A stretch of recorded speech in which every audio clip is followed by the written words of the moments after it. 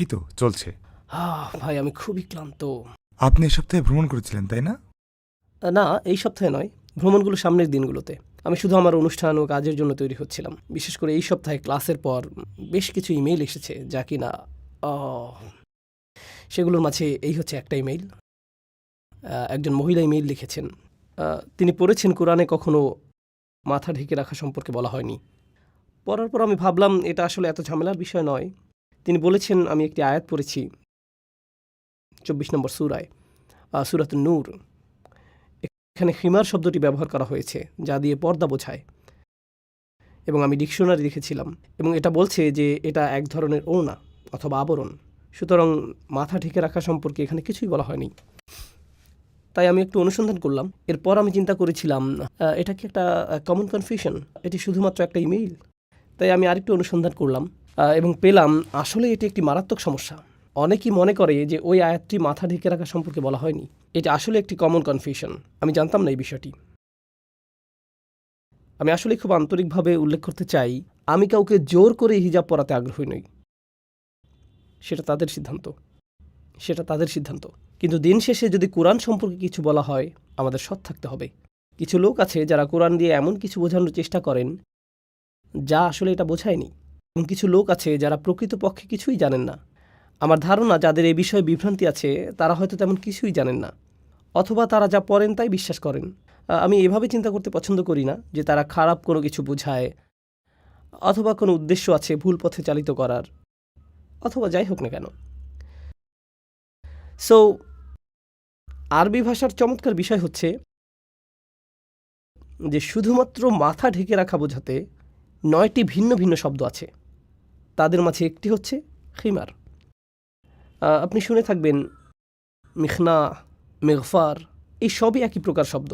কোনোটা দ্বারা গলা পর্যন্ত ঢেকে রাখা বোঝায়, কোনোটা দ্বারা বুক পর্যন্ত, কোনোটা দ্বারা পেট পর্যন্ত ইত্যাদি। কত লম্বা কাপড় দিয়ে মাথা ঢাকা হবে তার উপর নির্ভর করে। প্রাচীন আরবিতে খিমার শব্দটি আছে যেটি কিনা কোরআনে ব্যবহৃত হয়েছে। আমি সাধারণভাবে হিজাব শব্দটি ব্যবহার করি। হিজাব প্রকৃতপক্ষে মাথা ঢেকে রাখা বোঝায় না। এই শব্দ প্রকৃতপক্ষে বোঝায় এক ধরনের আবরণ। যেমন একটা দেয়াল হতে পারে হিজাব, জানালার পর্দা হতে পারে একটা হিজাব। হিজাব শব্দটি একটি প্রতীক হয়ে দাঁড়িয়েছে, কিন্তু কোরআনের শব্দ এটি নয়। এমনকি আরবরাও এই শব্দটি এইভাবে কখনো ব্যবহার করেনি।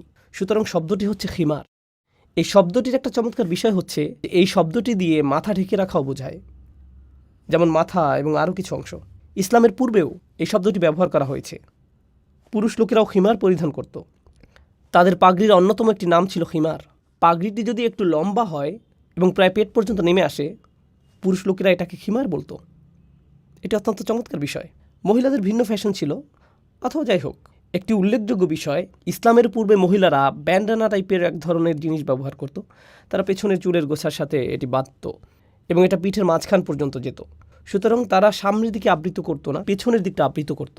এটাকেও খিমার বলা হতো।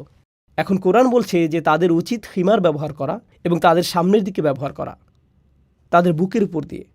অন্য কথায় এখানে একমাত্র পার্থক্য হলো খিমার ব্যবহার করা, মাথা ঢেকে রাখার বিষয়টি এই শব্দের মধ্যে অন্তর্ভুক্ত, কিন্তু সামনের দিকটাকে ঢেকে রাখার জন্য ব্যবহার করা হয় এবং এটাকে একটা নির্দিষ্ট পরিমাণ লম্বা হতে হবে। এটা এর শর্ত।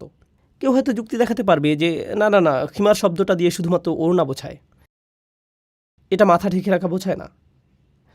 আপনি কি খামর শব্দের সাথে পরিচিত? এটা কি অ্যালকোহল? অ্যালকোহল, ঠিক। আপনি জানেন কেন এটাকে খামর বলা হয়? কারণ এটি আপনার মাথা তালগোল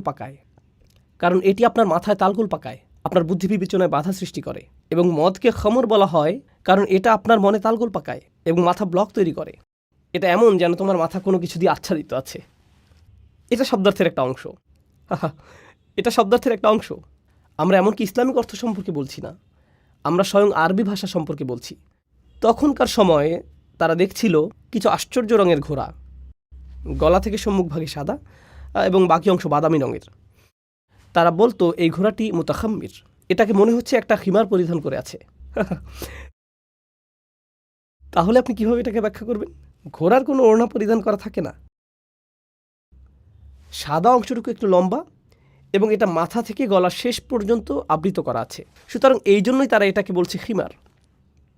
এটা ইতিমধ্যে ভাষার অন্তর্ভুক্ত হয়েই আছে। কিন্তু দুর্ভাগ্যের বিষয় হলো যখন অনুবাদকরা বলে তাদের উচিত নেকাব বুক পর্যন্ত টেনে দেয়া।